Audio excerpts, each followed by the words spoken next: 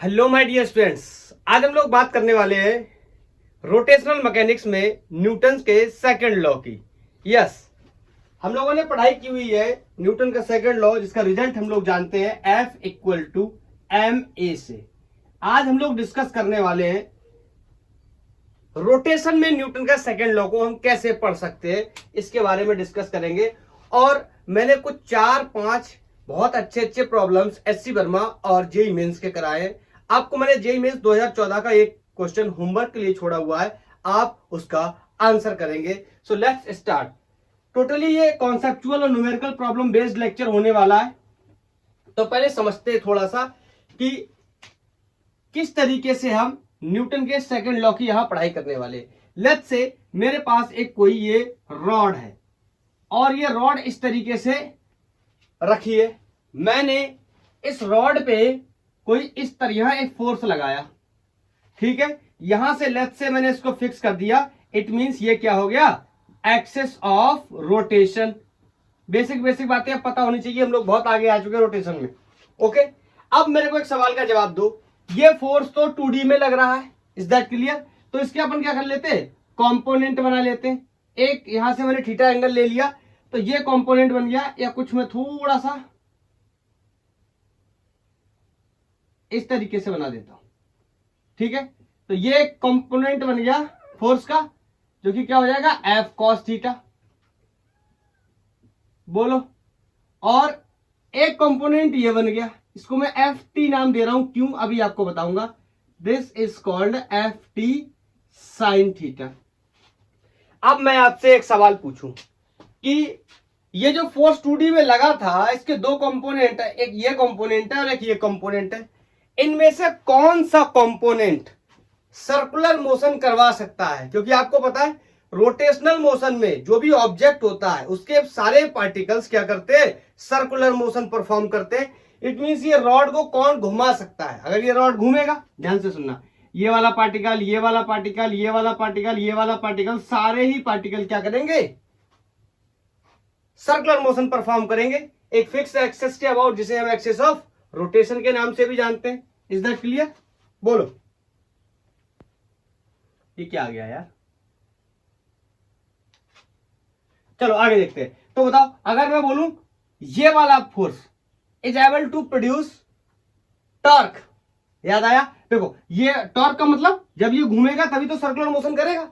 In short में कौन सा फोर्स कर सकता है, सर्कुलर मोशन करवा सकता है? तो ये या यही क्या कर सकता है, टॉर्क प्रोड्यूस कर सकता है। समझते हैं? तो ये इस तरीके से सर्कल में घुमाएगा पार्टिकल्स को। बोलो, इज दैट क्लियर? तो मैं आपसे एक सवाल कह सकता हूं, यहां पे एक बात आपको बता सकता हूं। जो force acts on a particle, ये फोर्स लग रहा है पार्टिकल के ऊपर, ये वाला फोर्स। लेकिन इसका ये जो फोर्स है ये क्या कर सकता है, ये क्या कर सकता है, इस पार्टिकल को सर्कुलर मोशन करवा सकता है। A particle can move in circle. Is that clear?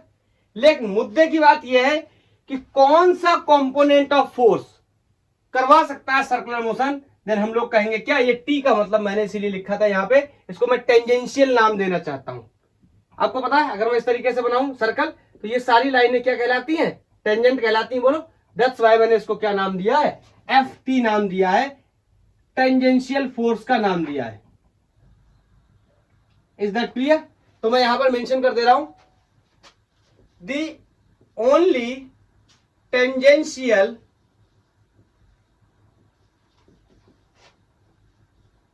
component of force can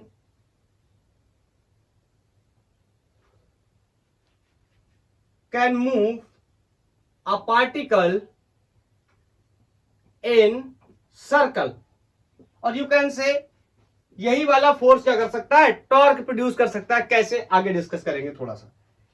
बोलो, tangential component of the force, F T मैंने इसको नाम दे रखा है। अब समझना मेरी बात, मैं ये कह सकता हूं कि F T will be equal to, force को मैं सिंपली क्या लिख सकता हूं, सेकेंड लॉ से, एम ए। बट मुद्दे की बात यह, अगर ये टेंजेंशियल फोर्स है तो ये एक्सेलरेशन भी कौन सा होगा, टेंजेंशियल। हम लोग ये सब कुछ डिस्कस कर चुके हैं कि जब एक पार्टिकल सर्कुलर मोशन परफॉर्म करता है तो उस पर कितने फोर्सेस लग सकते हैं या कितने एक्सेलरेशन हो सकते हैं। एक एक्सेलरेशन सेंटर के अलाउंग हो सकता है जिसे हम सेंट्रीपिटल एक्सेलरेशन के नाम से जानते हैं, एक एक्सेलरेशन टेंजेंट के अलाउंग हो सकता है। बोलो ये वाला फोर्स कहां लग रहा है, टेंजेंट के अलाउंग। तो जो एक्सेलरेशन पैदा करेगा वो किसके अलाउंग होगा, टेंजेंट के अलाउंग होगा। अगर इसका आपको बहुत डिटेल डिस्कशन समझना है कि टेंजेंशियल एक्सेलरेशन क्या है तो आप यूट्यूब पे टाइप कर सकते हैं UCMY गैंग वॉर फिजिक्स, आपको वहां यूनिफॉर्म सर्कुलर मोशन का लेक्चर मिल जाएगा, आप समझ जाएंगे। बोलो चलो अब आगे थोड़ा सा मैं इसको कैरी करता हूं। टेंजेंशियल एक्सेलरेशन का रिलेशन भी मैंने आपको बताया, याद आया, याद आया। AT equal to are alpha होता है। तो यहां पर मैं अगर रख दूं इसको, चलो 1 सेकंड में एक बात और बता दे रहा हूं, मैं इसमें मल्टीप्लाई करना चाहता हूं दोनों तरफ आर से। क्यों, अभी बताता हूं। मैं लिख दे रहा हूं multiply R in both side, समझना।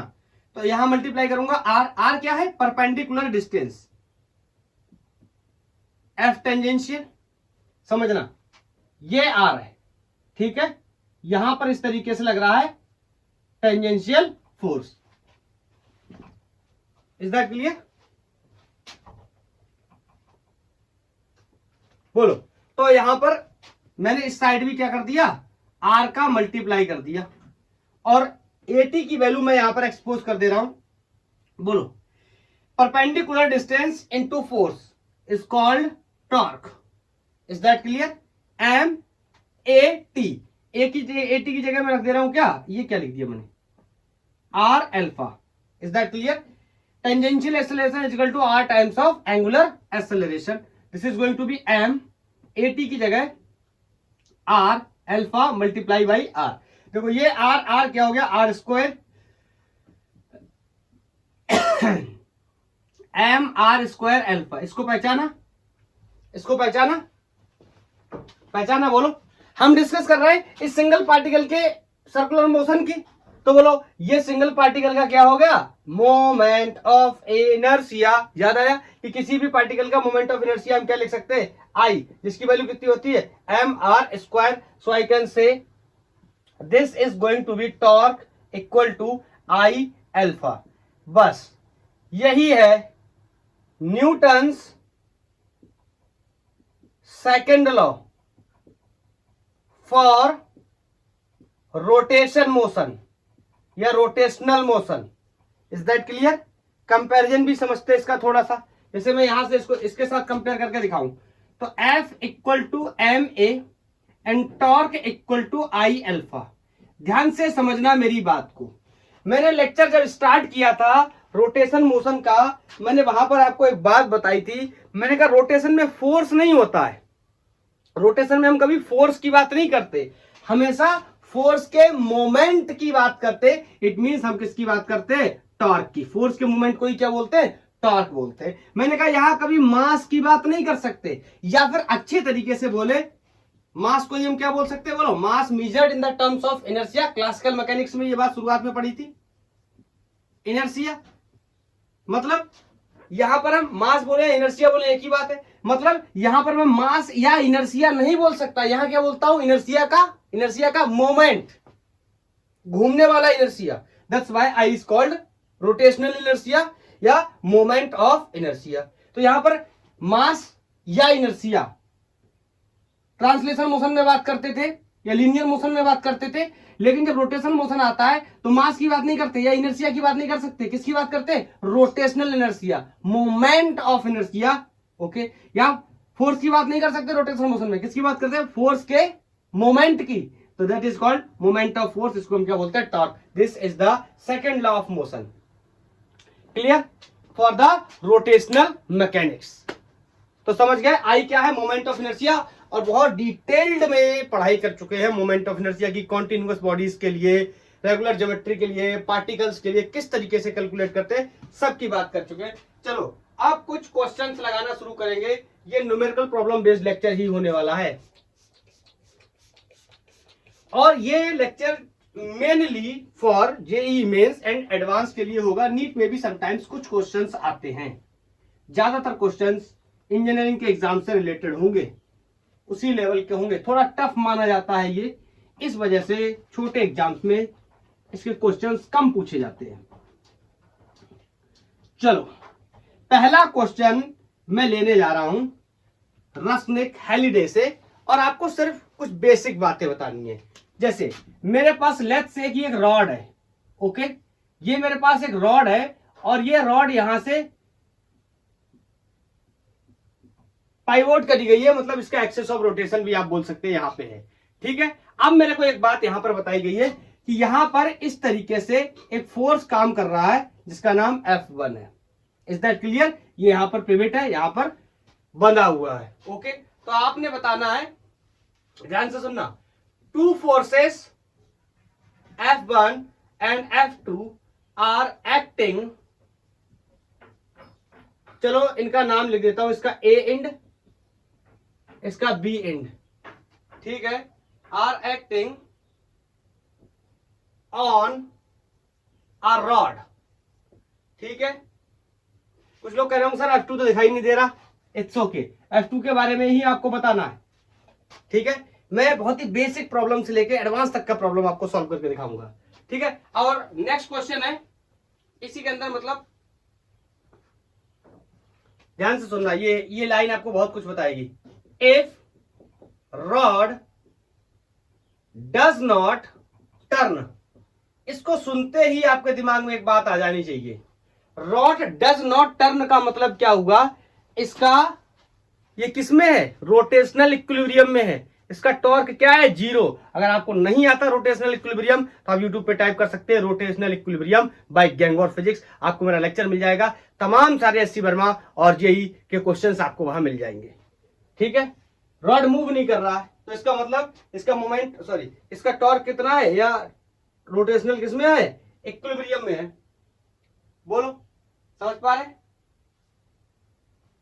अब यहां से सवाल शुरू होता है, what should be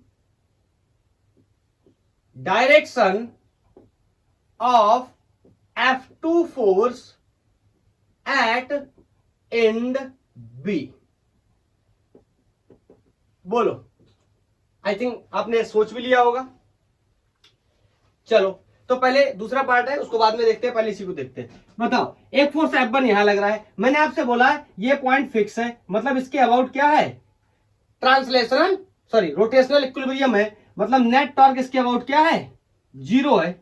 it means you can say torque due to this force is going to equal torque due to this force. आप मान लो ये डिस्टेंस कोई R1 है, ये डिस्टेंस कोई R2 है, और आई कैन से कि torque net is going to be torque 1 plus torque 2, या आप कह सकते हो कि torque 1 is equal to torque 2, क्योंकि यहां पर क्या है, ट्रांसलेशन का इक्विलिब्रियम है। इसके बारे में मैं आपको बता भी चुका, ये रॉड को कुछ इस तरह घुमाएगा और ये वाला फोर्स कैसे घुमाए, यही तो बात चल रही है ना डायरेक्शन की, इसी यही आपको मैं बताने की कोशिश कर रहा। बताओ अगर ये नीचे घुमा रहा तो इसको किधर घुमाना चाहिए कि ये रोटेशनल के इक्विलिब्रियम में, ऑफ कोर्स ऊपर घुमाना चाहिए इसको। बोलो क्या मैंने सही बनाया है या मैंने गलत बनाया है, बोलो बोलो। नो, अगर ये ऐसे घुमाएगा, ये देखो ये ऐसे घुमा रहा है, ये ऐसे घुमाएगा तो इसमें तो रोटेशन होने लगेगा, मतलब घुमाएगा परपेंडिकुलर लेकिन डाउनवर्ड ही घुमाने वाला है। Is that clear? यहां पे मैंने इसको नाम रख दिया क्या, F2, मतलब इसकी डायरेक्शन भी इंड B पर फोर्स की डायरेक्शन कैसे होगी, परपेंडिकुलर डाउनवर्ड। मेरी बात को समझ पाए? ये ऐसे घुमाएगा और ये ऐसे घुमाएगा तो दोनों घुमाने में सफल नहीं होंगे, क्योंकि यहां पर क्या रोटेशनल का इक्विलिब्रियम, अगर आपने इसको ऊपर लगा दिया तो ये तो मस्त घुमाएगा, ये यहां से ऐसे घुमाएगा, ये यहां से ऐसे घुमाएगा, तो ये तो मस्त ऐसे घुमाने लगेंगे। Is that clear? दूसरा question, F2 should be less than, comma greater then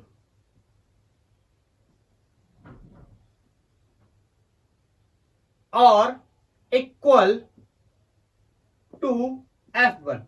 पहला प्रश्न तो हमने क्लियर कर लिया। दूसरा सवाल यह है कि F2 F1 से बड़ा हो, छोटा हो या उसके बराबर हो, सो दैट यहां पर रोटेशनल का क्या मिल जाए, इक्विलिब्रियम, मतलब नेट टॉर्क इसका क्या हो जाए, 0 हो जाए। बहुत ही आसान होना चाहिए ये सवाल मेरे लिए। बताओ रोटेशनल का इक्विलिब्रियम है, ये बात तो मुझे पता है, तो मैं इसी बात का सहारा लेके यहां पे सॉल्व करने की कोशिश करता हूं। आई can say torque 1 will be equal to the torque 2. Perpendicular distance is R1 and the force F1. Perpendicular distance is R2 and force F2. बोलो, अगर ये एंटी क्लॉकवाइज घुमा रहा है तो ये क्लॉकवाइज घुमा रहा है, ठीक है। अब आपने ये बताना है कि कौन बड़ा होगा। ध्यान से सुनना, गणित के हिसाब से इन दोनों का मल्टीपल प्रोडक्ट, इन दोनों के मल्टीपल प्रोडक्ट के क्या है, बराबर है। जिसमें एक चीज मुझे पता है कि क्या है, यहां पर मेंशन कर दे रहा हूं, R1 छोटू है और R2 बड़ा है। अब मैं इसको ऐसे समझाता हूं, 3 इंटू 2 इज इक्वल टू, एक सेकेंड, ऐसे नहीं, 2 into 3 is equal to 3 into 2। अगर आप रिजल्टेंट देखो तो दोनों ही क्या है, 6 है। जिसमें मेरे को यह पता है कि R1 क्या है, छोटा, तो देखो मैंने R1 को यहां छोटा रख लिया। R2 क्या है, बड़ा, तो यहां R2 को मैंने बड़ा कर लिया। अब बताओ इन दोनों का मैग्नीट्यूड इन दोनों के बराबर होना है। जिसमें एक बात पता चल गई, ये छोटा है ये बड़ा है, तो इसको क्या होना पड़ेगा, बड़ा, और इसको क्या होना पड़ेगा, छोटा। इसका मतलब F2 क्या होगा, लेस देन होगा F1 से। समझने की कोशिश भी करो, अगर नहीं समझोगे तो ऐसे गलत हो जाएगा। बताओ अगर मैं आपसे पूछूं दोनों में से किसका टॉर्क ज्यादा, अगर आपको फीलिंग क्या आ रही है, बताओ इसकी डिस्टेंस कम है, इसकी डिस्टेंस ज्यादा है, तो अगर ये दोनों फोर्सेस बराबर हो गए तो ये ज्यादा टॉर्क बना देगा, ये कम टॉर्क बनाएगा, और ये रोटेशनल का इक्विलिब्रियम नहीं रह जाएगा, ये घूमना शुरू कर देगा। लेकिन हमें इक्विलिब्रियम कराना है, इसका मतलब हमें इन दोनों के मल्टीपल प्रोडक्ट को इन दोनों के मल्टीपल प्रोडक्ट के बराबर करना है। जिसमें ये बड़ा है ये छोटा है, तो मैं अगर इसको छोटा कर दूं और इसको बड़ा कर दूं तो ये क्या हो जाएगा, जो कंडीशन है टॉर्क 0 की वो बन जाएगी। आई थिंक आप समझ पाए होंगे मेरी बात को, मैंने क्या बताया। चलो ठीक है, नेक्स्ट क्वेश्चन। ये तो बेसिक एक्सप्लेनेशन का क्वेश्चन था। अब क्वेश्चन कुछ न्यूमेरिकल प्रॉब्लम बेस्ड, जिसमें हम ट्रांसलेशन और रोटेशन दोनों के कॉन्सेप्ट लगाएंगे और अच्छे सवालों को सॉल्व करेंगे। पहला सवाल है, एक कोई पुली है, हम mechanics Newton's law of motion में भी हमने ऐसे सवाल किए, लेकिन वहां पर क्या होता था, पुली फिक्स होती थी। आज पुली फिक्स नहीं होगी, अब पुली चलना शुरू कर देगी, मतलब पुली घूमना शुरू कर देगी। तो मेरे पास ये इस तरीके से यहां पर एक पुली लगी हुई है, इससे एक मास लटका हुआ है, लाइक दिस। Okay, clear. और ये जो पुली है इसका कोई एक स्पेसिफिक शेप है जिसको हम डिस्क के नाम से जानते हैं। Is that clear? ये क्या है, एक डिस्क है।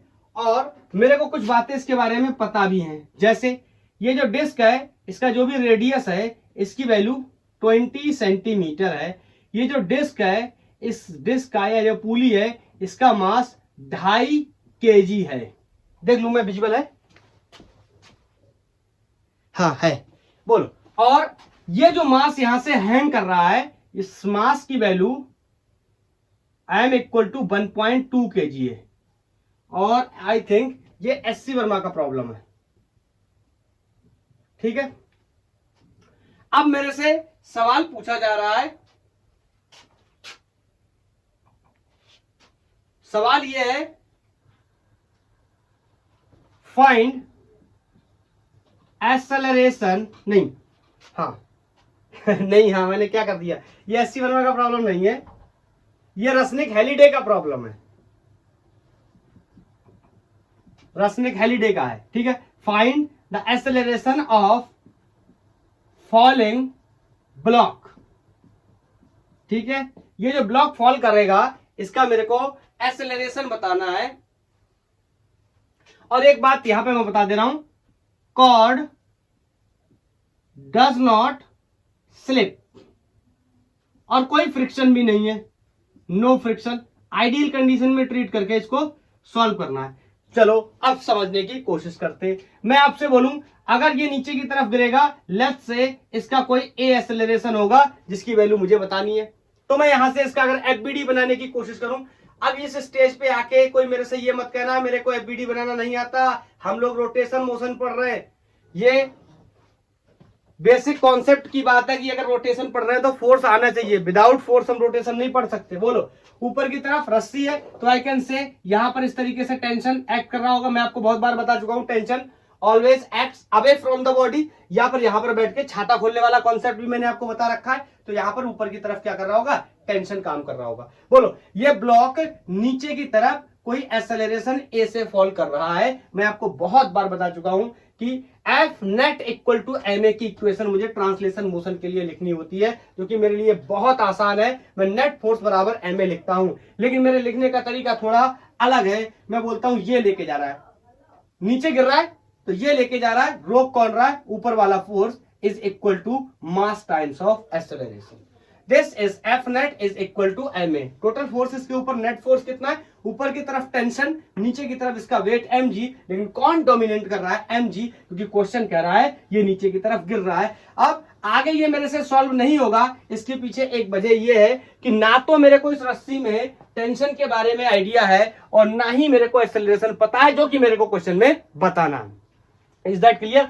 तो पहले कॉन्सेप्ट मैंने लगाया ट्रांसलेशन का, ठीक है। अब दूसरा कॉन्सेप्ट मैं रोटेशन का लगाने जा रहा हूं, मेरी बात को ध्यान से समझना। मिक्स प्रॉब्लम सही है। रोटेशन का कॉन्सेप्ट क्या है, अगर मैं टॉर्क लिखना चाहूं, जैसे net force equal to M A लिखा मैंने, ऐसे ही net torque is equal to मैं आई एल्फा लिखूंगा। वो अलग बात है कि यहां पर टॉर्क एक ही फोर्स प्रोड्यूस करेगा, दूसरा फोर्स प्रोड्यूस नहीं करेगा। कैसे, अभी बताता हूं।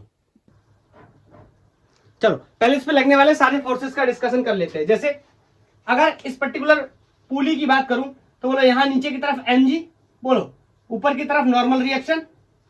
Is that clear? और बहुत बेसिक बातें मैं आपको बता चुका हूं, जो भी एक्सिस ऑफ रोटेशन से पास कर जाते हैं वो टॉर्क प्रोड्यूस नहीं करते। यहां पर M G and normal reaction दोनों ही कहां से पास कर जाएंगे, बोलो? तो इनका टॉर्क नहीं बनेगा। क्लियर? कौन बना सकता है टॉर्क? ये कैसा, इस तरीके से घुमाएगा, एंटी क्लॉकवाइज टॉर्क। कौन? टेंशन। यहां पे समझना, मैं यहां पे बना के एक बार बता देता हूं। ये परपेंडिकुलर डिस्टेंस, ये फोर्स, नीचे की तरफ कौन एक्ट कर रहा है, टेंशन। तो ये इस व्हील को किस तरीके से घुमाएगा, इस डिस्क को, like this, with the angular speed, angular velocity. Is that clear? या angular acceleration. Is that clear? And the rotation is about anti-clockwise, so I can say this torque is going to be positive torque. Is that clear? So I can write torque. What is the value of torque? Of course, perpendicular distance into force. So I can say R into T is equal to I into alpha. Is that clear? I can replace the alpha with the help of linear acceleration with the relation of AT is equal to R times of alpha. So alpha can be write A over R. I'm going to put this value here. So I into the value of alpha is A over R. I can find the value of the tension from this point. मैं यहां से निकाल करके यहां पर रख दूंगा, tension मेरे को मिल जाएगा, एक्सेलरेशन मैं पता कर सकता हूं, जो कि मेरे से पूछा गया था। Is that clear? Okay, so I can say T is equal to I A over R square, और क्या कर देते, इसको क्या बोल देंगे, put in 1। Now we can solve this equation very easily. mg minus ia upon r square is equal to ma. Is that clear? This is the also term of the acceleration. So इनको एक side कर लेंगे, mg will be equal to ma plus ia upon r square. Is that clear? Common ले लेंगे यहां से a, और उसके बाद में मैं इसको लिख देता हूं, ये मल्टीप्लाई हो जाएगा इधर,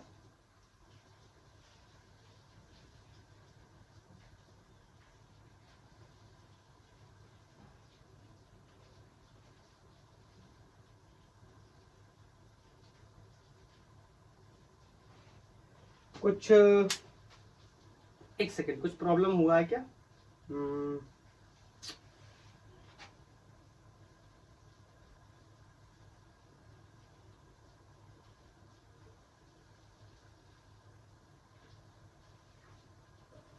हाँ, एक काम और कर सकते थे, एक second, give me A sec.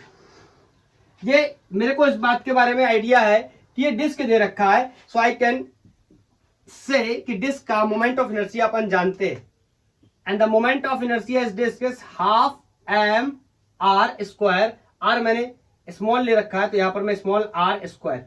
This is the moment of inertia of disc. कैसे आया ये आप प्रीवियस लेक्चर देख सकते हैं, वहां पर आपको मिल जाएगा, ठीक है। और अल्फा की वैल्यू मैं यहां लिख सकता हूं A upon R. Is that clear? यहां एक आर से ये एक आर चला गया, इस आर से ये आर चला गया, और सिंपली टेंशन की value is half M A. अभी इसको यहां रख देता हूं, put in 1।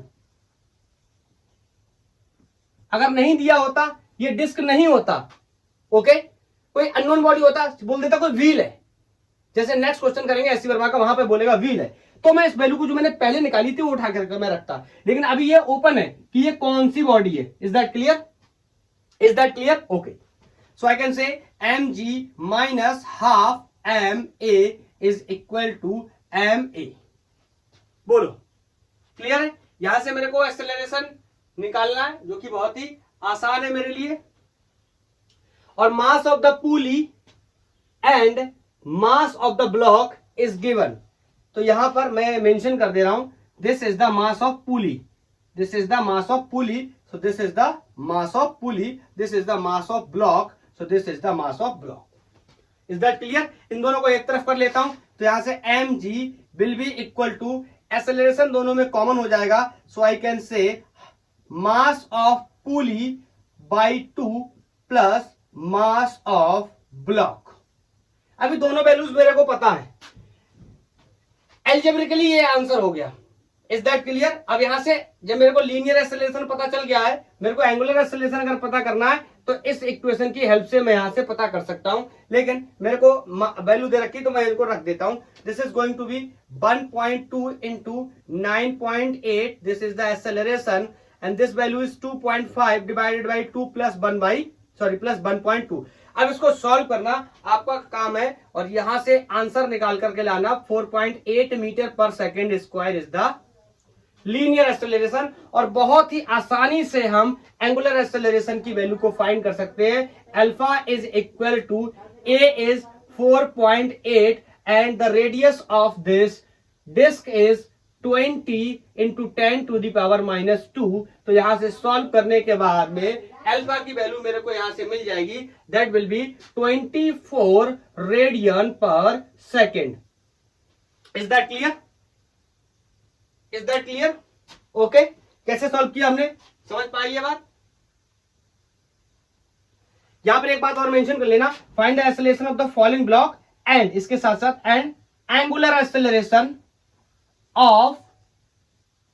Acceleration of disc, दोनों चीजें ही पता चल जाएंगी। क्लियर? नेक्स्ट क्वेश्चन, इसको हटाता हूं मैं।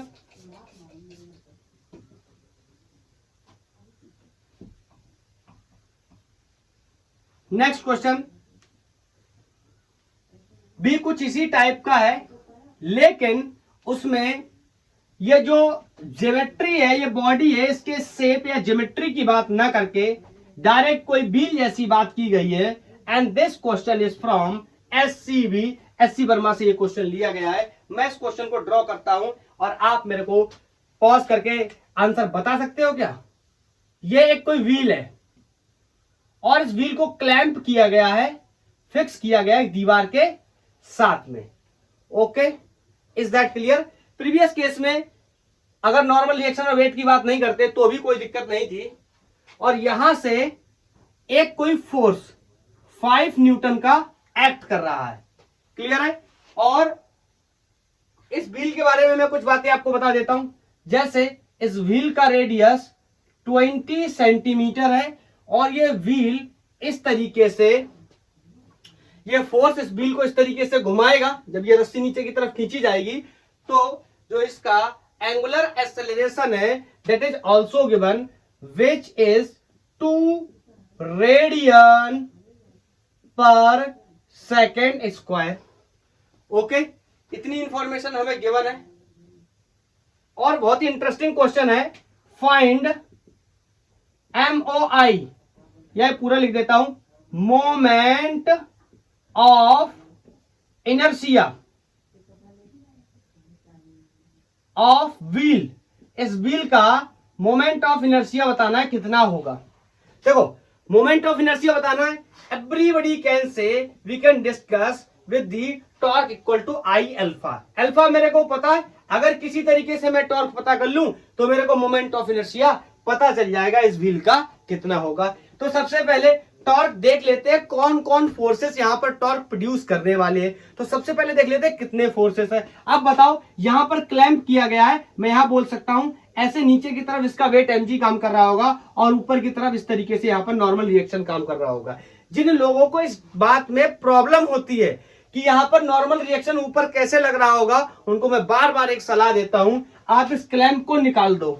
आप इस क्लैंप को निकालोगे तुरंत ये नीचे गिरेगा। कौन गिराएगा इसको? mg। Is that clear? कौन गिराएगा? mg। आप एक सेकंड के लिए अगर इसको हटा भी दोगे तो भी ये नीचे गिरेगा। कौन गिराएगा? mg।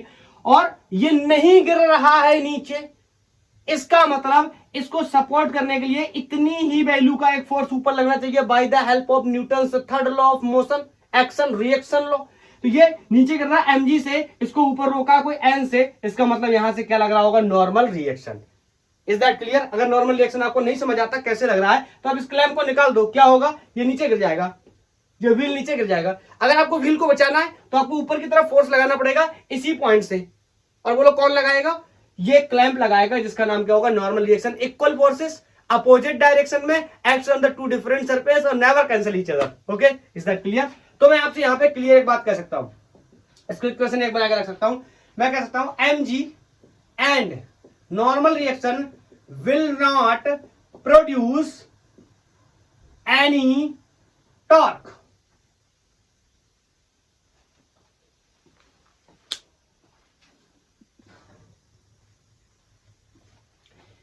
कौन कौन नहीं प्रोड्यूस करेगा टॉर्क? कोई mg and normal reaction will not produce any torque. वजह भी क्लियर है क्यों? यहां से क्लैंप किया गया, यही इसका एक्सेस ऑफ रोटेशन है। बोलो यहीं से दोनों फोर्सेस पास कर जा रहे, जो फोर्सेस एक्सेस ऑफ रोटेशन से पास कर जाते उनके अबाउट कोई भी टॉर्क नहीं बनता है, क्योंकि वहां पर परपेंडिकुलर डिस्टेंस कितनी हो जाती है? 0। ये सब कॉन्सेप्ट मैं बता चुका हूं, आप जाके प्रीवियस लेक्चर में ट्राई कर सकते हैं अगर आपको नहीं आता है तो। हाँ, अभी कौन बनाएगा? तो मैं कह सकता हूं only tension can produce torque. बोलो टेंशन कर सकता है, क्यों? ये टेंशन नीचे की तरफ लग रहा है 5 न्यूटन और यहां से परपेंडिकुलर डिस्टेंस कोई r, जो कि रेडियस होगी, गिवन है कितना? 20 सेंटीमीटर। तो आई कैन से ये इस तरीके से घुमाएगा anticlockwise. So I can say torque इसकी वैल्यू कितनी हो जाएगी? Perpendicular distance into force is equal to I times of alpha. Perpendicular distance is 20 centimetre को मीटर में कन्वर्ट कर दिया, टेंशन इज 5 न्यूटन, या आप TF की जगह RF की जगह RT कर सकते हैं। इस परपेंडिकुलर डिस्टेंस के साथ फोर्स का नाम क्या है? Tension.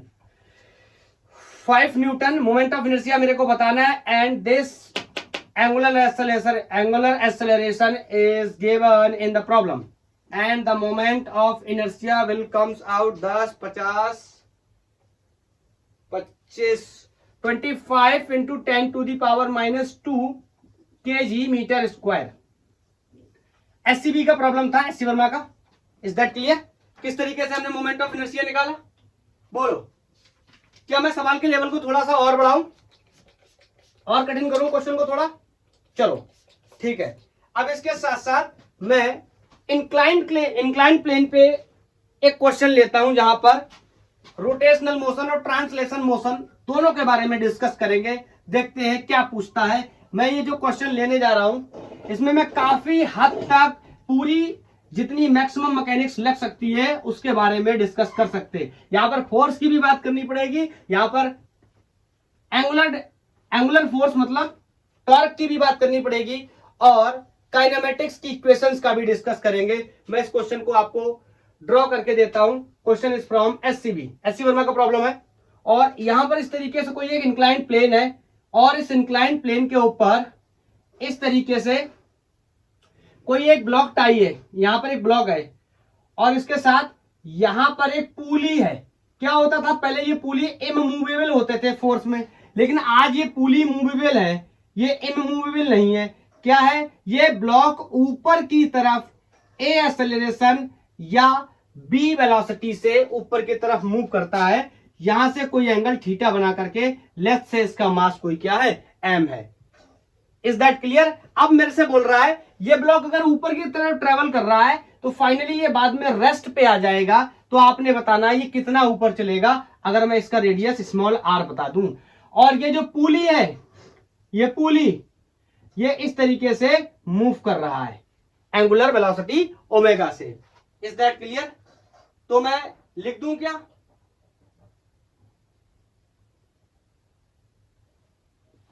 How far block will move before coming to rest. Very sorry. अब देखो इक्वेशंस का भी इस्तेमाल करना पड़ेगा। मैं कह सकता हूं, मैं तीसरे इक्वेशन का यूज कर सकता हूं, final velocity square minus initial velocity square is equal to 2as। Is that clear?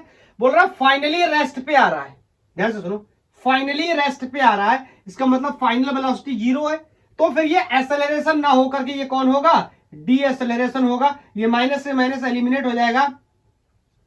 You square को मैंने बी मान के रखा है, तो बी स्क्वायर अपॉन 2a, मैं इसको s की जगह x मान लेता हूं, ये x हो गया। ये इक्वेशन 1। मेरे से यही तो पूछा गया था कितना डिस्टेंस ऊपर की तरफ चलेगा, तो मैंने कह दिया इतना डिस्टेंस चलेगा। बड़ा क्वेश्चन क्या है, मेरे को अगर b दिया है तो ठीक है, या फिर इसके टर्म्स में कन्वर्ट करना पड़ेगा, दूसरी बात। और तीसरी सबसे खास बात है, इसका एक्सेलरेशन मुझे पता करना पड़ेगा। जब तक इस ब्लॉक का एक्सेलरेशन पता नहीं होगा तब तक मैं आगे की सॉल्विंग नहीं कर सकता। तो बताओ एक्सेलरेशन पता करने के लिए सबसे पहले मैं इसका एफबीडी बनाऊंगा। बोलो, इसका वेट लाइक दिस, mg नीचे की तरफ, बहुत बार बता चुका हूं। ये थीटा, तो यहां पर ये 90, तो ये 90 माइनस थीटा, तो ये थीटा, तो ये क्या हो गया, mg का कॉस थीटा। बहुत बार बता चुका हूं, मैकेनिक्स में हम लोग बहुत पढ़ाई कर चुके हैं। और यहां पर mg साइन थीटा इस तरीके से लगेगा। ये रस्सी लगी है तो रस्सी में इस तरीके से टेंशन होगा, यहां पर इस तरीके से टेंशन होगा, always away from the body. तो क्या करते, ट्रांसलेशन का इक्वेशन बनाते हैं, रोटेशन का इक्वेशन बनाएंगे, वहां से एक्सेलरेशन निकालने की कोशिश करेंगे। रोटेशनल के लिए कॉन्सेप्ट बहुत ही क्लियर है, ये टॉर्क बना देगा क्योंकि ये परपेंडिकुलर डिस्टेंस आर है। कहां से, या थोड़ा सा बील को बड़ा करके बनाता हूं शायद आप देख पाए। ये इस तरीके से इस पे फोर्स लग रहा है, ये परपेंडिकुलर फोर्स है, ये डिस्टेंस एक दूसरे, डिस्टेंस ऑफ फोर्स एक दूसरे के परपेंडिकुलर है, यहां पे टॉर्क पैदा होगा। ठीक है, तो चलो पहले ट्रांसलेशन की कहानी देखते हैं। बोलो, ये ब्लॉक अल्टीमेट कहां जा रहा है, ऊपर की तरफ, लेकिन एक्सेलरेट करके नहीं जा रहा है, रिटार्ड करके जा रहा है, क्योंकि बाद में इसको क्या होना है, वेलोसिटी को 0 होना है। Is that clear? तो आई कैन से कौन लेके जा रहा है, tension. F net equal to M, तो लिखते हैं कौन लेके जा रहा है, टेंशन, क्योंकि कहां जा रहा है, ऊपर की तरफ। आप ये मत बोलो टेंशन इंटरनल फोर्सेस है, ऐसे ही काम करते हैं हम लोग, टेंशन ऊपर की तरफ, माइनस mg sin थीटा, इसको रोक रहा होगा, इसलिए मैंने क्या लगा दिया, minus will be equal to mass times of acceleration. अब आगे सॉल्व नहीं होगा, क्यों, क्योंकि ना तो पता है टेंशन और बताना है एक्सेलरेशन। तो टेंशन के लिए मैं रोटेशनल के कॉन्सेप्ट का इस्तेमाल कर सकता हूं, यहां मैंने ट्रांसलेशन के कॉन्सेप्ट का इस्तेमाल किया, अब मैं रोटेशन के कॉन्सेप्ट का इस्तेमाल कर सकता हूं।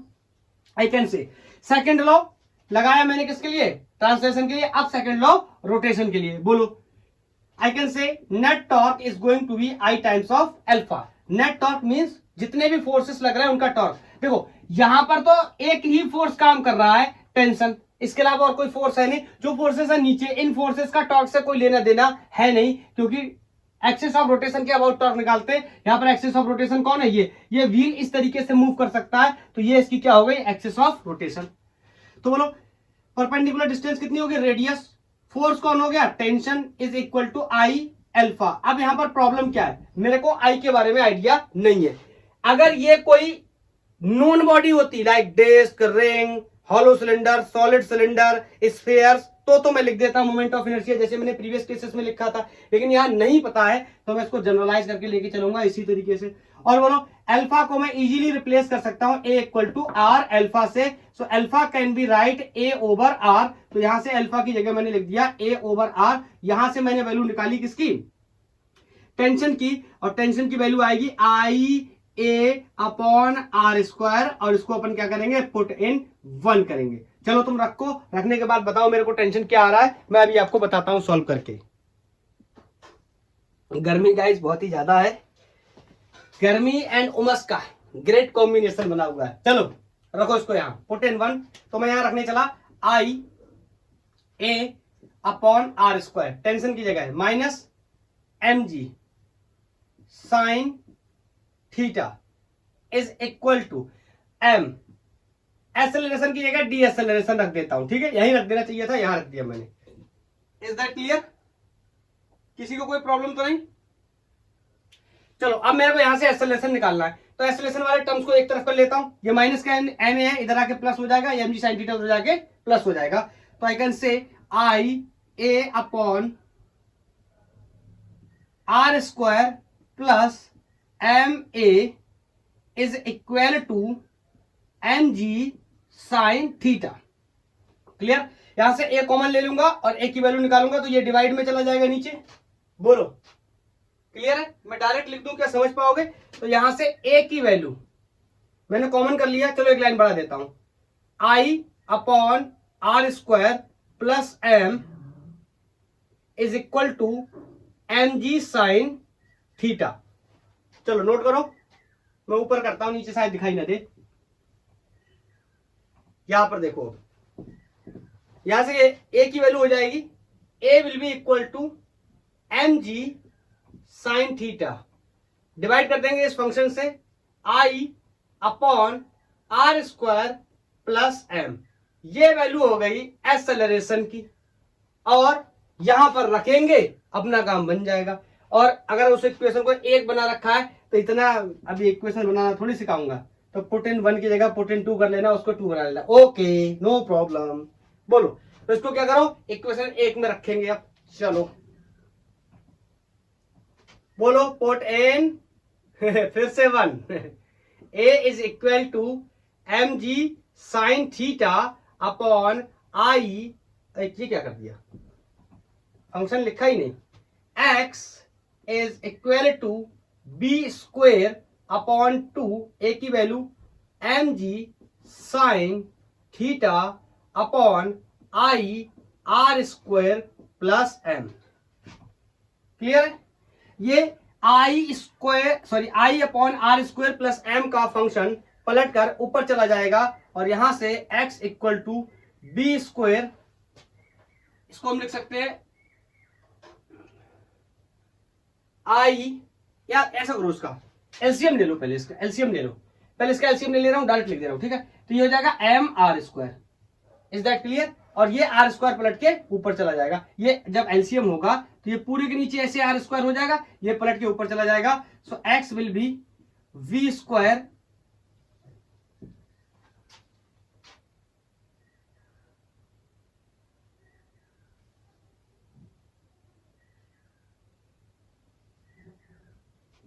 नहीं, ये नहीं, ये वाला पलट के ऊपर जाएगा, तो ये हो जाएगा आई एम आर स्क्वायर, पहला दूसरा तीसरा जाता है ना पलट के ऊपर, हाँ चौथा नीचे रहता है, तो ये हो जाएगा 2 एम जी sine theta into r square. Okay, देखो फर्स्ट सेकंड थर्ड फोर्थ इतनी तो आपने भी पढ़ी होगी मैथ्स, कि ये तीसरा वाला पलट के ऊपर चला जाता है, ये मेरा ऊपर आ गया, चौथा वाला नीचे रह जाता है, नीचे रह गया। अब समझ लो, एक तो ये आंसर हो गया, ठीक है, मीटर्स में डिस्टेंस रख देंगे, आ जाएगी अगर सारे एसआई में रख देंगे। दूसरा, ये बी स्क्वायर के टर्म्स में, लीनियर वेलोसिटी के टर्म्स में, अगर हम चाहे तो एंगुलर वेलोसिटी के टर्म्स में आंसर को छोड़ना, तो एंगुलर वेलोसिटी के टर्म्स में भी आंसर को छोड़ सकते हैं। कैसे? We know v equal to r alpha होता है, जैसे a equal to r alpha होता है, वैसे b equal to r omega होता है, ठीक है, b equal to r omega जैसे होता है, वैसे a equal to r alpha भी होता है, तो मैं यहां से b की वैल्यू आर ओमेगा रख सकता हूं, तो यहां पर हो जाएगा x is equal to r square omega square I plus m r square upon 2 mg sin theta into r square. This cancellation of this r square. So the distance in terms of angular velocity is going to be omega square I plus mr square 2 mg sin theta. Is that clear? बोलो। This question was from SCB. मैंने सोचा एक question incline plane का रस्सी के साथ translation motion, rotation motion, translation velocity, rotational velocity, translation acceleration, rotational acceleration, सब कुछ मिक्स करके डिस्टेंस पूछ ली जाए तो कितना बढ़िया रहेगा। बोलो, मजा आया? Is that clear? चलो नेक्स्ट क्वेश्चन भी एससीबी से ही है, इसको भी सॉल्व करेंगे अच्छे से। इस क्वेश्चन को समझा आपने बढ़िया से? मजा आया? Okay next. एक फिर से पुली है और उस पर ब्लॉक लटका हुआ है, और इस बार एक ब्लॉक नहीं, दो ब्लॉक है। लाइक दिस इज द पुली, और यहां पर ये एक ब्लॉक हैंग कर रहा है इस तरीके से, और यहां पर एक ब्लॉक हैंग कर रहा है इस तरीके से। ओके, एससीबी में एक बड़ा एम है, एक छोटा एम है। मैं एक को M1 M2 मान लेता हूं, मेरा बड़ा और छोटा एम बाद में एक जैसा हो जाता है, तो कैलकुलेशंस में मेरे को प्रॉब्लम होने लगती है। ओके, क्योंकि मेरी राइटिंग खराब होने की वजह से स्मॉल एम और कैपिटल एम एक ही जैसे लगते हैं। ये यहाँ पे मेंशन है कि M1 ग्रेटर है और M2 क्या है, लेसर। उन्होंने इसको कैपिटल एम और इसको स्मॉल एम का नाम दिया है, ठीक है। और ये इस तरीके से पड़े हुए हैं। और मैं आपसे पूछूं, बताओ यहां पर टेंशन बताओ, आप बोलोगे यहां पर टेंशन बताओ, यहां पर T1 या यहां पर बोलोगे आप T1, यहां पर टेंशन T2, यहां पर टेंशन T2। रस्सी अलग अलग है, इसका मतलब क्लियर है आपको। मैंने बताया आइडियल स्ट्रिंग है, और स्ट्रिंग जब तक सेम है तब तक टेंशन क्या रहता है, सेम। लेकिन ये आइडियल स्ट्रिंग नहीं है या सेम स्ट्रिंग नहीं है। Is that clear?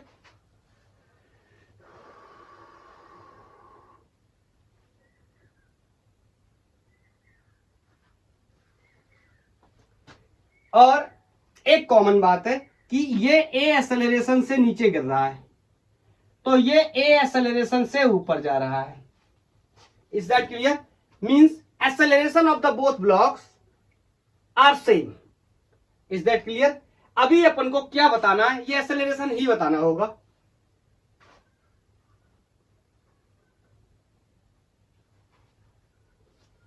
Find magnitude of acceleration of both blocks।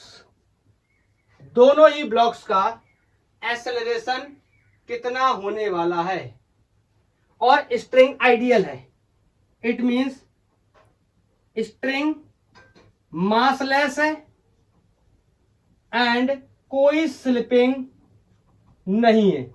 Okay, अब कैसे सॉल्व करेंगे, एफबीडी बनाएंगे, एक एक से बात करेंगे, समझने की कोशिश करेंगे। तो सबसे पहले तो इसके रोटेशनल इफेक्ट को समझने की कोशिश करते हैं। यहां पर ये पुली फिक्स है, तो बताओ ये T2, इसका रेडियस कोई मैं मान लेता हूं R है, ठीक है। तो ये इसको इस तरीके से घुमाएगा एंटी क्लॉकवाइज, सॉरी क्लॉकवाइज, और ये इसको ये वाला फोर्स कौन, टेंशन फोर्स T1, ये परपेंडिकुलर डिस्टेंस R, इसको कुछ इस तरीके से घुमाएगा। कैसे? Anti clockwise. और ये कैसे घुमाएगा, क्लॉकवाइज। ये इनके रोटेशन हो गए। Is that clear? बोलो। तो शुरू करें, रोटेशन से शुरू करें कि ट्रांसलेशन से, चाहे जिससे शुरू करो, एक एक करके बात करते हैं। मान लो इससे बात करने चला, छोटी छोटी पिक्चर बना दूंगा, छोटी छोटी पिक्चर। ये देखो, मास M1, ऊपर की तरफ टेंशन T1। बताओ नीचे की तरफ फॉल कर रहा है, एक्सेलरेशन नीचे दिख रहा है। यहां पर मैं यहां पे बना दे रहा हूं, यहां पर बना दे रहा हूं, नीचे की तरफ वेट लगेगा इसका mg। बोलो गिर कहां रहा है, नीचे की तरफ, तो कौन लेके जाएगा, M1g। रोकेगा कौन, ऊपर की तरफ, tension will be equal to mass times of acceleration M1 times of A. आगे सॉल्व नहीं होगा, ना ए पता है ना T1 पता है। Is that clear? ये कैसे लिखते हैं, F net equal to M a. ये कुछ और लिखा हुआ नहीं है, F net equal to M A लिखा होता है। ये पता नहीं क्या भर लेते हो दिमाग में। बोलो, अब इसके लिए अगर बात करूं, इसके लिए बना लेते, चलो इसके लिए भी बना लेते। ये यहां पर M2 मास है, ऊपर की तरफ ए एक्सेलरेशन से जा रहा है, यहां पर कोई टेंशन T2 लग रहा है, तो यहां पर M2g। बोलो ब्लॉक कहां जा रहा है, ऊपर की तरफ, कौन लेके जाएगा, टेंशन का नाम क्या है, T2। रोकेगा कौन, M2g will be equal to mass times of acceleration, and mass is M2, acceleration is A। Equation 2। ये भी सॉल्व नहीं होगा, न टेंशन पता है ना ही एक्सेलरेशन पता है। एक्सेलरेशन तो बताना है, तो सबसे पहले टेंशन और एक्सेलरेशन के बारे में डिस्कस करना होगा तो टेंशन निकाल लेंगे तो एक्सेलरेशन निकल के आएगा। ये तो मैंने ट्रांसलेशन इफेक्ट की बात कर ली, पहले एक ब्लॉक था अब दो ब्लॉक है, तो दो के लिए इक्वेशन बना ली, ठीक है। अभी क्या है, अब रोटेशनल इफेक्ट की बात करेंगे दोनों ही ब्लॉक्स के लिए। तो मैं अब यहां पे लिख दे रहा हूं, ये तो ट्रांसलेशन का कॉन्सेप्ट था, अब मैं रोटेशन का कहां यहां पे लगाने जा रहा हूं, ठीक है। कैसे लगाएंगे, इसके द्वारा बनाया गया टॉर्क प्लस इसके द्वारा बनाया गया torque will be equal to I times of alpha. Is that clear, बोलो। तो इसके द्वारा बनाया गया टॉर्क ये कैसा है, कैसे घुमा रहा है, एंटी क्लॉकवाइज। आई कैन से T1 into perpendicular distance R। मैंने बताया अगर एंटी क्लॉकवाइज घूमता है तो acceleration, rotational acceleration positive, rotational velocity omega positive, torque positive, और क्लॉकवाइज घूमता है तो ये सारे नेगेटिव। Is that clear. अब यहां पे देखो ये क्लॉकवाइज घुमा रहा है तो minus times of T2 is equal to, बोलो ये हो गया नेट टॉर्क। ये क्या लिख रहा हूं मैं, net torque is equal to, यहां पे लिख दे रहा हूं net torque is equal to I alpha लिख रहा हूं। पिछली बार एक फोर्स था जिसने टॉर्क बनाया था, अब की बार दो फोर्स है, मल्टीपल फोर्स जितने भी होंगे सबके टॉर्क का summation will be equal to I times of alpha. जैसे सबके फोर्सेस का summation is equal to M A is equal to M a, ऐसे ही सबके टॉर्क का summation is equal to I alpha. तो आई कैन से यहां फोर्स कितना है T2, परपेंडिकुलर डिस्टेंस कितनी है R। Is that clear, I times of alpha. बोलो अब ये डिस्क एक ही डायरेक्शन में रोटेट करेगा, बोलो। अगर मेरे को ये नॉन बॉडी होती डिस्क रिंग स्फीयर तो मैं यहां पे मोमेंट ऑफ इनर्शिया डाल देता, लेकिन नहीं पता है तो आई छोड़ देता हूं। अब देखो T1 और T2 की वैल्यू मैं यहां से निकाल सकता हूं, यहां से निकाल के रख सकता हूं। तो मैं इसको इक्वेशन 3 बोल दे रहा हूं और आपको एक बात बता रहा हूं, put T1 and T2 from equation first and second into equation second, sorry equation third. इस इक्वेशन में मेरे को T1 और T2 की वैल्यू रखनी है, यहां से निकाल करके, बहुत ही आसान है मेरे लिए। देखो कैसे, अब थोड़ा सा डायरेक्ट करूंगा समझ पाना, ठीक है।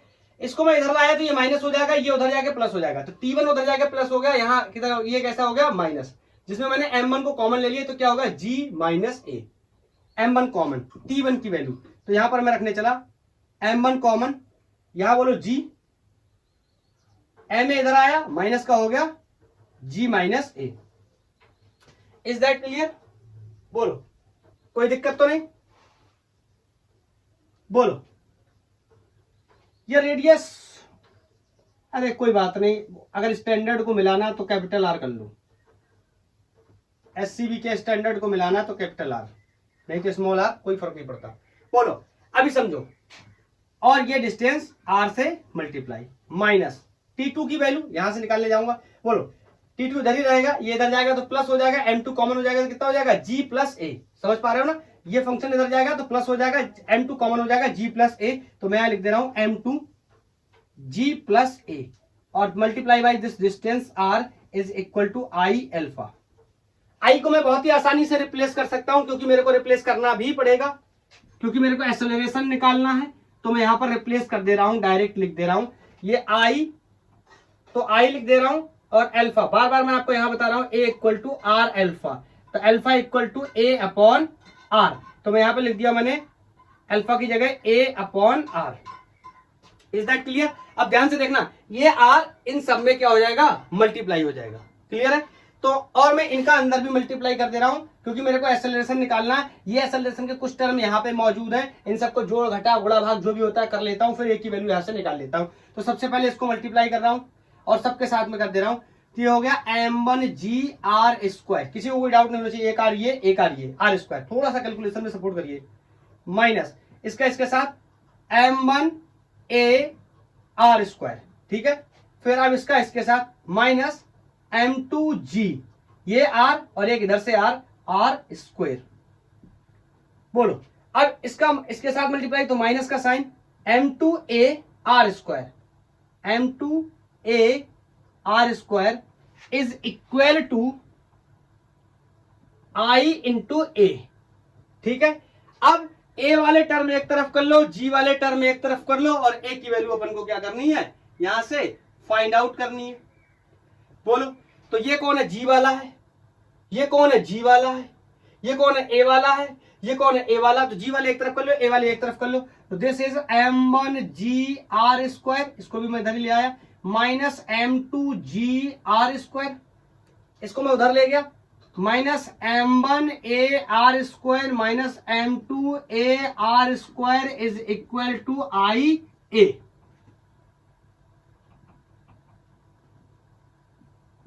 क्लियर है? अब ध्यान से देखो, इसमें जी आर स्क्वायर कॉमन है, यहां पर ए आर स्क्वायर कॉमन है, बोलो, तो मैं यहां पे लिख सकता हूं m1, पहले मैं देख लूं बीजी वाला वरना ऊपर लिखूं,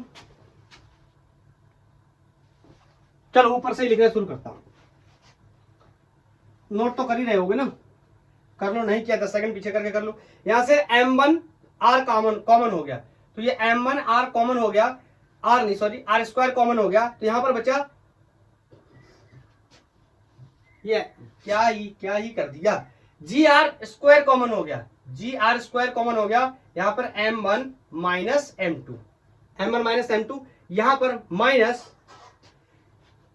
minus A R square common कर लो, माइनस ए आर स्क्वायर, तो बोलो माइनस कॉमन हो जाएगा, तो ये क्या हो जाएगा m1 plus m2, is that clear? Minus common चला गया तो ये प्लस का हो जाएगा, इज इक्वल टू आई ए। बोलो, मेरे को एक्सेलरेशन बताना है, तो क्या करो, इस वाले टर्म्स को भी इधर पहुंचाओ, तब इसको प्लस करो फिर कॉमन करो। समझ पा रहे हो मैं क्या बोल रहा हूं? तो मैं लिख सकता हूं इसको G are square m1 minus m2 can be right, इधर जाके प्लस हो जाएगा, i into A plus A are square m1 plus m2। अब यहां से एक्सेलरेशन को अपन क्या कर लेंगे, कॉमन कर लेंगे, और अब मैं डायरेक्ट लिख दे रहा हूं, ठीक है? एक्सेलरेशन को कॉमन करने के बाद जो फंक्शन बचेगा उसको डिवाइड कर दे रहा हूं, तो यहां से ए की वैल्यू आ जाएगी G are square m1 minus m2 upon I plus R square m1 plus m2। Is that clear? This is the value of acceleration of both block. मेरे से बोथ ब्लॉक के एक्सेलरेशन की बात की गई थी अलजेब्रा में, तो अलजेब्रा में आंसर निकाला, कहता रेडियस 20 सेंटीमीटर है, जी की वैल्यू 9.8 डाल देते हैं, ये 2 किलो का है, ये 1 किलो का है, मास की वैल्यू डाल देते हैं, ये डिस्क है तो इसका moment of inertia half mr square रख देते हैं, रेडियस की वैल्यू 20 है, m1 m2 सबको जोड़ देते और एक गणित में आंसर आ जाता। लेकिन इसी तरीके से सॉल्व करेंगे तो ज्यादा बेहतर फिजिक्स हमें समझ आएगी। Is that clear? बोलो, क्या किसी को कोई डाउट? क्या किसी को कोई डाउट? एक क्वेश्चन और करना चाहता हूं मैं एससीबी से, बहुत ही अच्छा प्रॉब्लम है।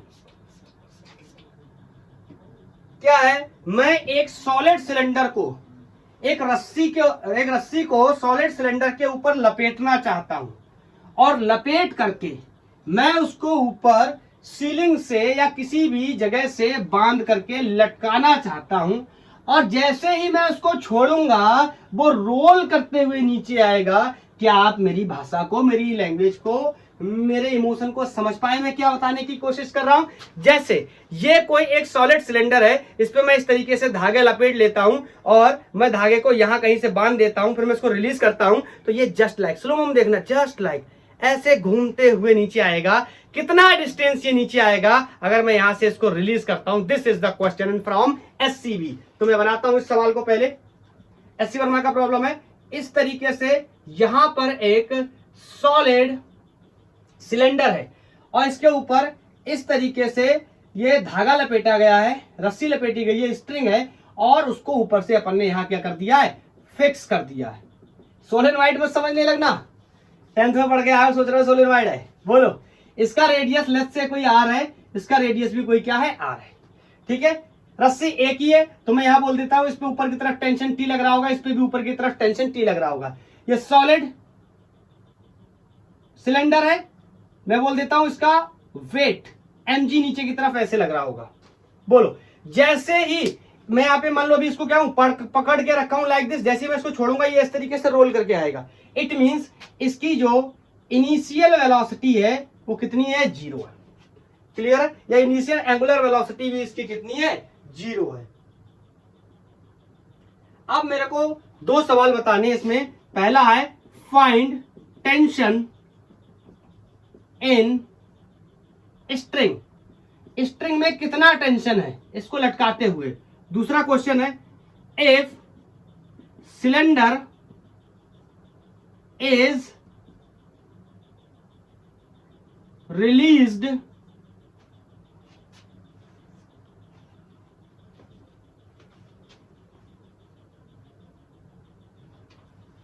ऐसे नहीं, ये U0 नहीं, यही तो पूछा गया है। स्पीड ऑफ द सिलेंडर कब, as it falls through distance h। ये मान लो कुछ देर के बाद यहां कहीं आ गया होगा, नीचे गिरा होगा, इसने ये डिस्टेंस कितनी चल रही है, h चल रही है, तो यहां पर मेरे को बताना है इसकी स्पीड कितनी होगी। यहां 0 ही ट्रीट करेंगे, ठीक है। यहां पर पूछ रहा है, मुझे लगा यहां पूछ रहा है, ओके। तो यहां पर मेरे को बतानी है कितनी स्पीड इसकी होगी, बोलो। तो ये तो बहुत ही आसान सवाल है मेरे लिए कि यहां पर इसकी कितनी स्पीड होगी, बोलो कैसे सॉल्व करेंगे, ध्यान से सुनना।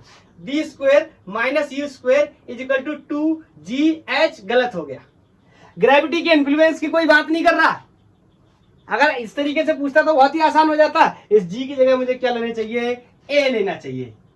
बोलो इनिशियल वेलोसिटी कितनी है, 0, so I can say b is going to be √2ah not gh।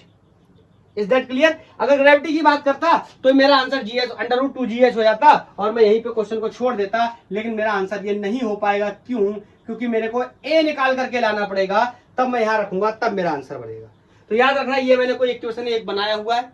अब चलते हैं अपनी पुरानी कहानी, ट्रांसलेशन और रोटेशनल दोनों के इफेक्ट को देख लेते हैं। ट्रांसलेशन का इफेक्ट तो यहाँ पर समझना बहुत ही आसान है। ऊपर की तरफ दो फोर्सेस लग रहा है, टेंशन, और नीचे की तरफ एक फोर्स लग रहा है mg। बोलो ये किसमें, इक्विलिब्रियम में है, न ऊपर जा रहा है न नीचे जा रहा है। पहले की कंडीशन की बात कर रहा हूं टेंशन निकालने के लिए। तो मैं कह सकता हूं क्या कि 2t is equal to mg। Is that clear. नहीं, जा क्यों नहीं रहा, जा तो रहा ही है, ये नीचे की तरफ फॉल कर रहा है ना, सॉरी। तो मैं बोलूंगा mg लेकर के जा रहा है, रोक कौन रहा है, t और t, 2t मिलकर रोक रहे हैं, will be equal to mass times of acceleration. Is that clear. अब ये सॉल्व नहीं होगा आगे, ना तो एक्सेलरेशन पता है ना टेंशन पता है, आपको पता क्या करना है, टॉर्क के कॉन्सेप्ट का यूज करना है। बोलो अब मेरी बात को यहां पर ध्यान से सुनना, टॉर्क में आपसे गलती ना हो जाए इस वजह से। ये सिलेंडर इस तरीके से रोल कर रहा है, ठीक, तो दोनों ही टॉर्क क्या होंगे, ऐड हो जाएंगे। पहले तो दो टॉर्क लगेंगे, ये बात समझनी होगी, क्योंकि रस्सी यहां से बंधी हुई है और रस्सी यहां से बंधी हुई है। तो ये वाला टेंशन फोर्स एक टॉर्क बनाएगा, ये वाला टेंशन फोर्स भी क्या बनाएगा, एक टॉर्क बनाएगा, और दोनों ही टॉर्क एक ही डायरेक्शन में होंगे। देखिए कैसे घूम रहा है, चाहे आप क्लॉक समझ लो, आपको जैसा भी दिख रहा हो, या एंटी क्लॉक, लेकिन देखिए एक ही जैसा रहा होगा।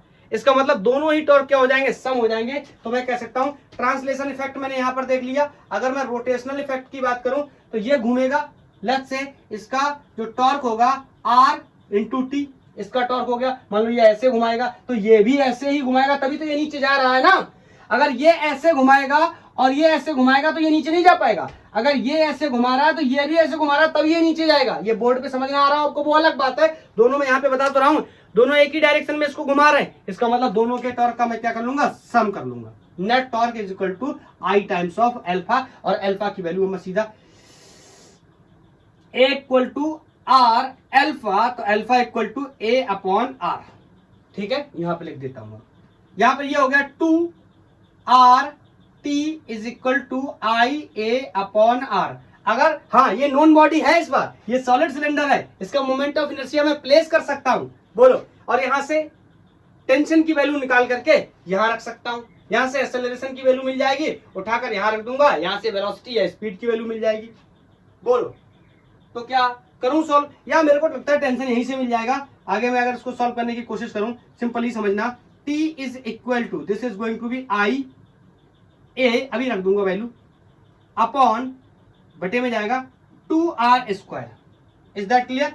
और मैं यहां पे ब्रैकेट में मेंशन कर दे रहा हूं साइड में, moment of inertia of solid cylinder is half M R square. मैंने r छोटा ले लिया तो सब में r छोटा ही लूंगा, ठीक है।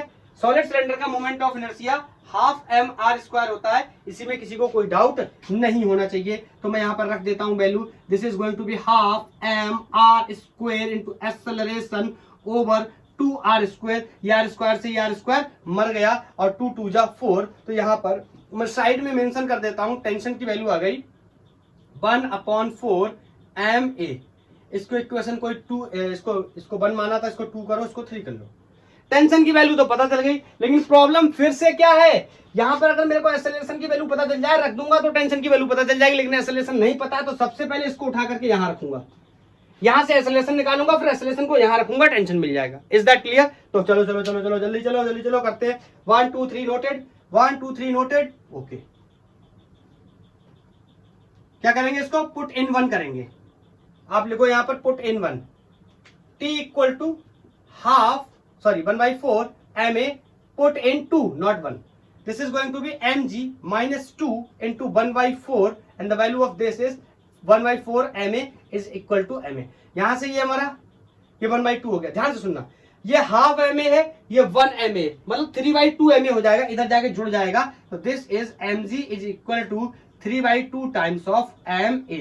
यहां से m से m मर गया और ये इधर जाके 2g/3। तो a की वैल्यू एक्सेलरेशन इज 2/3g। मिल गया ना एक्सेलरेशन, मिल गया ना एक्सेलरेशन। तो निकाल लेता हूं टेंशन पहले, तो बोलो टेंशन, पहला क्वेश्चन था कि टेंशन बताओ। तो टेंशन के लिए I can say t is equal to 1/4 m ए की वैल्यू ये प्लेस कर देता हूं 2/3 इंटू जी। यहां से देखेंगे ये कट गया, 1/2 आ गया, तो यहां से हो गया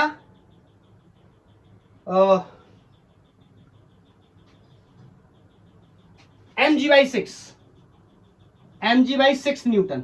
ये हो गया टेंशन।